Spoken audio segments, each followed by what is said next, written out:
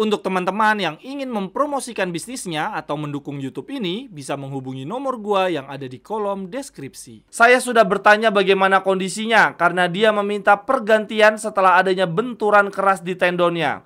Saya pikir bahkan saat itu ada darah. Semoga tidak ada yang serius karena dia sangat penting bagi kami. Jerewetan ceking kita, nyerewetin apa aja. Teman-teman yang sedang kalian saksikan saat ini adalah Cerewetin Inter. Apa kabar teman-teman semua? Semoga dalam keadaan sehat.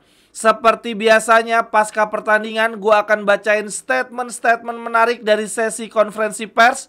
Berarti untuk hari ini gue akan bacain statement menarik dari konferensi pers partai melawan Torino. Akan tetapi sebelumnya teman-teman, gue akan bacain dulu nih beberapa data fakta menarik dari pertandingan melawan Torino. Sekaligus ingin mengingatkan teman-teman yang belum membeli jersey home maupun jersey ketiga untuk musim ini, langsung saja dibeli ya di Tokopedia maupun di Shopee gua. Linknya ada di kolom deskripsi. Nah, seperti ini nih tampilan jersey home Inter musim ini, keren banget. Udah ada logo Scudetto dan juga 2 bintang. Oke deh, langsung saja kita mulai untuk data fakta menarik yang pertama dari pertandingan lawan Torino teman-teman. Center back kiri kita teman-teman, Bastoni, yang memberikan 1 assist ya untuk gol pertama Thuram dan juga terlibat di 2 gol lainnya. Ternyata teman-teman, Bastoni berhasil melepaskan passing sempurna ya, passing tepat sasaran, yaitu sebanyak 102 kali dari 107 percobaan.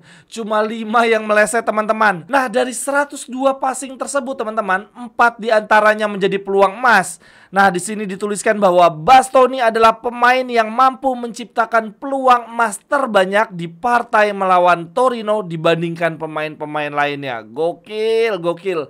Center back kiri kita menjadi pemain yang paling banyak menciptakan peluang emas dibandingkan pemain-pemain lainnya. Nah, kalau ngomong-ngomong soal pemain yang membuat peluang emas terbanyak ya di partai lawan Torino, di bawahnya Bastoni ada 3 pemain teman-teman dengan angka yang sama ya, yaitu Acerbi, Pavard, dan Calhanoglu. Mereka semua masing-masing menciptakan 3 peluang emas.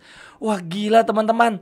Di bawahnya Bastoni ada Acerbi, Pavard, dan Calhanoglu. Ada Acerbi dan Pavard, gile. 3 center back kita menjadi pemain yang paling banyak menciptakan peluang bagi tim.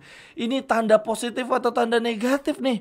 Di satu sisi kita bisa mengatakan, wah luar biasa banget Inzaghi Ball. Pemain di lini belakang kita bisa aktif membantu serangan, bahkan menciptakan peluang emas sangat banyak. Tapi kan di satu sisi menjadi tanda tanya juga untuk gelandang kita ya. Mereka semua kemana? Kok cuma Calhanoglu nih yang masuk deretan 4 besar pemain yang menciptakan banyak peluang di partai lawan Torino. Dan berarti ini ada satu catatan lagi untuk lini belakang kita. Gimana ceritanya ini back-back bisa mendapatkan angka-angka bagus ya dalam hal penyerangan, tetapi pertahanan kita sangat amat kropos. Aduh Inzaghi, ayo tolong mulai ini disadarkan. Tugas utama pemain belakang adalah menjaga pertahanan supaya tidak kebobolan. Dan ngomong-ngomong soal betapa jagonya pemain-pemain bertahan kita dalam membantu serangan teman-teman, ini ada data fakta yang tidak kalah menarik.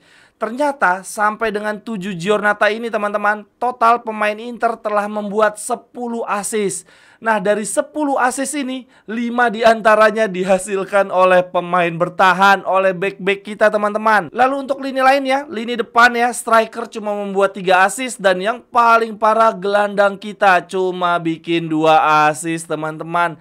Ini gimana ceritanya? Pemain bertahan kita justru paling bagus nih angka-angkanya dalam atribut penyerangan. Membuat 5 assist dari total 10. Sinting. Lalu kemudian lanjut, data fakta menarik yang kedua dari pertandingan lawan Torino, yaitu Marcus Thuram. Memang dia mencetak hat-trick sih, tetapi yang menjadi perhatian orang-orang adalah 2 dari 3 golnya dihasilkan melalui sundulan teman-teman. Nah, Marcus Thuram sebelumnya dikenal sebagai penyerang yang walaupun posturnya tinggi, tetapi dia tidak tangguh duel udara ya. Nah, musim lalu di Inter teman-teman, dari 13 gol yang dia lesatkan di Serie A, cuma 1 yang melalui sundulan. Dan begitu juga di karir dia sebelumnya ya, di klub-klub sebelumnya, Thuram itu jarang banget mencetak gol melalui sundulan. Nah, yang menarik adalah pencapaiannya di musim ini ya. Thuram dianggap sudah improve nih, sudah berkembang banget dalam hal duel-duel udara. Total saat ini dia sudah mencetak 7 gol dan 3 diantaranya melalui heading. Gokil Thuram. Nah, ngomong-ngomong soal postur Thuram teman-teman, ternyata Thuram ini adalah penyerang Inter yang paling tinggi loh. Gue pikir selama ini Arnautovic, tapi ternyata enggak ya. Thuram tingginya 192, Arnautovic 190 teman-teman. Lalu kemudian Joaquin Correa 188. Jadi sebetulnya menurut gua Joaquin Correa juga punya potensi nih menjadi penyerang yang jago duel-duel udara. Untuk penyerang kita yang paling pendek adalah Lautaro Martinez 174 doang teman-teman, udah kayak orang Indonesia. Nah, yang kaget Taremi cukup tinggi teman-teman, 185 cm. Untuk pencapaian Marcus Thuram sendiri sejauh ini teman-teman di Serie A, dari 7 giornata dia main 7-7-nya ya, mencetak 7 gol dan 1 assist. Di sini dituliskan tidak ada pemain lain di Serie A yang terlibat dalam gol lebih banyak dibandingkan Marcus Thuram sejauh ini. Dia terlibat dalam 7 gol 1 assist. Lalu kemudian data fakta menarik yang terakhir ya, sebelum kita lanjut ke sesi konferensi pers. Berikut ini adalah 5 pemain yang paling banyak berlari mengcover lapangan di partai lawan Torino. Yang paling atas adalah Hakan Calhanoglu teman-teman. Dia berlari sejauh 11,9 kilo. Di bawahnya Calhanoglu ada Fratesi, Acerbi, Di Marco dan Mkhitaryan. Ada Acerbi dan Mkhitaryan di 5 besar pemain kita yang paling banyak berlari di partai lawan Torino. Aduh, 2 kakek-kakek batu bara fosil kita teman-teman, semakin tua semakin bermanfaat ini. Tetapi jujur aja gua khawatir kalau terlalu diforsir, jangan-jangan nanti di Januari Februari mereka berdua meninggoy. Teman-teman yang ingin membeli jersey atau pernak-pernik sepak bola lainnya, linknya ada di kolom deskripsi ya. Terima kasih. Oke deh, yang berikutnya gue akan bacain statement-statement menarik dari sesi konferensi pers partai melawan Torino. Yang pertama ada dari Bastoni teman-teman. Jurnalisnya bertanya ke Bastoni ya tentang jalannya pertandingan. Bastoni menjelaskan begini.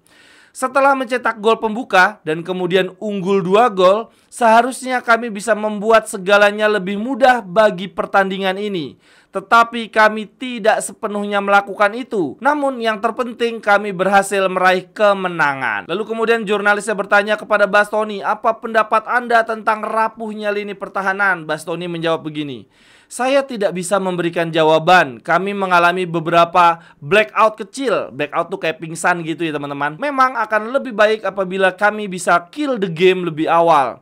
Kami akan bekerja untuk meningkatkan konsentrasi dalam beberapa minggu ke depan. Lalu kemudian dia juga mengatakan bahwa kebobolan terlalu banyak gol adalah masalah utama kami saat ini. Akan lebih baik menghemat energi dengan menyelesaikan pertandingan 20 atau 30 menit lebih awal. Seperti halnya di hari ini, jika Anda memberikan penalti 5 menit sebelum pertandingan berakhir, maka pertandingan menjadi melelahkan. Lalu kemudian Bastoni ditanya pendapatnya tentang Marcus Thuram. Dia bilang begini teman-teman. Tahun lalu dia sudah menunjukkan kualitasnya, akan tetapi di tahun ini tampaknya dia lebih bagus lagi dalam hal finishing, yang mungkin terlihat kurang di musim lalu. Kami menikmati permainan yang luar biasa dari dia. Lalu kemudian yang berikutnya ada statement juga dari Marcus Thuram teman-teman. Jurnalisnya ngomong begini. Di musim ini Anda mencetak gol di setiap sentuhan ya. Thuram lalu menjawab begini. Tidak juga, ada beberapa pertandingan di mana saya tidak mencetak gol. Hari ini saya mencetak 3, tetapi yang terpenting tim ini menang. Lalu kemudian Thuram menjelaskan tentang jalannya pertandingan. Thuram bilang begini. Saya sangat senang, penting untuk mempertahankan hasil positif kami yang sudah ada tren baik di akhir-akhir ini. Sekarang kami harus melanjutkan permainan dengan cara yang demikian. Mencetak gol adalah tugas saya. Secara mental saya selalu mencoba lebih agresif di depan gawang. Kadang berhasil, kadang tidak. Tetapi yang terpenting adalah terus bekerja, terus mencoba. Jurnalisnya bertanya tentang kondisinya Thuram ya. Setelah mendapatkan tackle keras dari pemain Torino, Thuram menjawab begini. Pergelangan kaki saya sedikit terkilir setelah mendapatkan benturan. Saya akan mencoba melihat hasil pemeriksaan di beberapa hari ke depan. Lalu kemudian berikutnya lagi ada statement dari Jan Sommer. Dia menjelaskan tentang jalannya pertandingan teman-teman. Jan Sommer bilang begini. Ini adalah kemenangan penting, tapi kami kebobolan terlalu banyak. Setelah unggul 2-0, kami langsung kebobolan lagi. Lalu di menit akhir kami juga kebobolan, kedudukan menjadi 3-2 dan bahkan mereka juga mendapatkan peluang untuk menyamakan kedudukan 3-3. Untuk lini belakang, kami harus kembali ke standar lama kami seperti di musim lalu. Lalu kemudian Jan Sommer di sini menjelaskan juga bahwa bahkan ketika kami unggul jumlah pemain, Torino tetap menciptakan peluang-peluang berbahaya. Tahun lalu kami lebih solid di belakang, kami menciptakan banyak masalah bagi lawan dan kebobolan lebih sedikit. Kami harus bekerja keras untuk kembali ke level permainan tersebut. Lalu kemudian jurnalisnya bertanya, ini pertanyaan yang bagus. Apakah ada perbedaan antara konsentrasi pemain Inter di Liga Champions dan di Serie A? Karena di Liga Champions Inter sama sekali belum kebobolan, berbeda dengan di Serie A. Lalu Jan Sommer menjawab begini, mungkin saja iya. Saat kami mencoba menonton ulang pertandingan Liga Champions, kami melihat bahwa kami lebih fokus dalam bertahan. Lalu kemudian statement yang terakhir ada dari Simone Inzaghi teman-teman, tapi ini cukup panjang ya. Yang pertama Inzaghi menjelaskan tentang jalannya pertandingan. Inzaghi bilang begini, kami sekarang telah memenangkan 3 pertandingan berturut-turut. Namun kami tetap perlu meningkatkan level permainan kami. Kami membayar harga yang sangat mahal di setiap pertandingannya karena kesalahan-kesalahan yang kami buat sendiri. Hari ini seharusnya tidak berakhir 3-2. Akan tetapi Torino tidak pernah menyerah meskipun bermain dengan 10 orang. Akan tetapi benar bahwa kesalahan di lini pertahanan masih saja ada.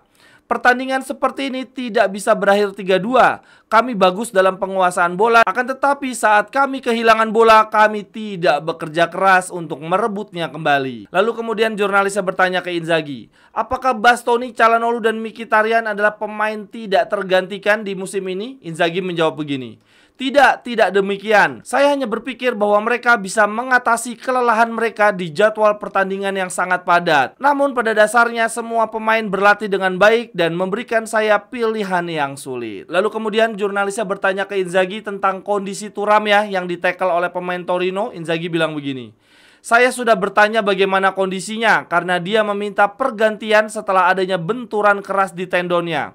Saya pikir bahkan saat itu ada darah. Semoga tidak ada yang serius karena dia sangat penting bagi kami.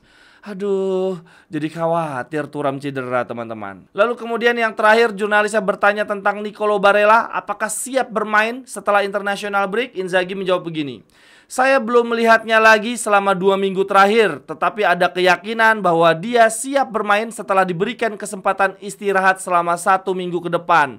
Dan kemudian dia akan berlatih bersama kami. Kami tahu betul betapa pentingnya dia bagi kami dan Barella telah bekerja keras untuk bisa kembali secepat mungkin. Sekian dulu untuk cerewetin Inter hari ini teman-teman. Silahkan tuliskan cerewetan teman-teman di kolom komentar. Sampai ketemu di cerewetan-cerewetan berikutnya. Bye-bye, thank you. Cerewetan ceking kita, nyerewetin apa aja.